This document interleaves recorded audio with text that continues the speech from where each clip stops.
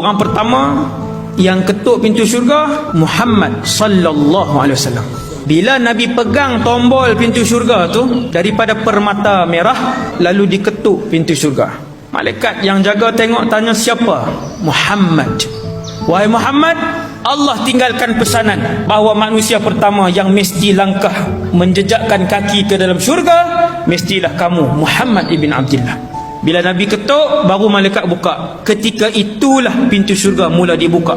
Ada syurga Ma'wa, ada syurga Darussalam, ada syurga Naim. Adakah setiap orang masuk syurga yang sama? Tidak. Setiap orang masuk ke tingkatan-tingkatan dan syurga-syurga yang berbeza. Ada syurga nama syurga Aden. Allah Ta'ala cipta syurga Aden. Malaikat Jibril masuk ke dalam syurga Aden, bersiar-siar selama ribuan tahun dalam syurga Aden. 1/4 pun belum dihabisi oleh malaikat Jibril.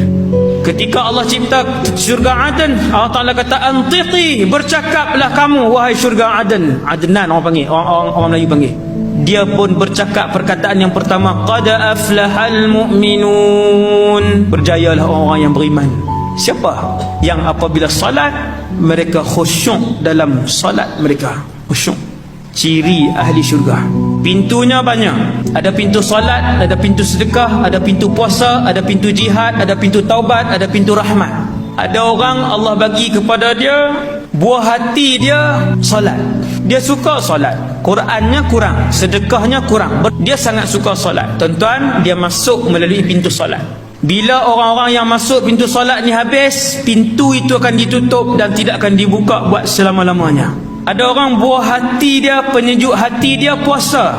Tuan-tuan, saya pernah jumpa di Kedah ada seorang, dia puasa sepanjang tahun kecuali beberapa hari yang diharamkan.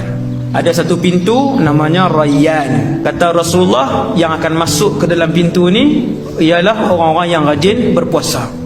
Kata Rasulullah, apabila mereka masuk ke dalam pintu ni, selesai orang-orang yang masuk dengan dalam pintu Rayyan, orang yang berpuasa, Allah akan tutup dan tidak buka lagi buat selama-lamanya.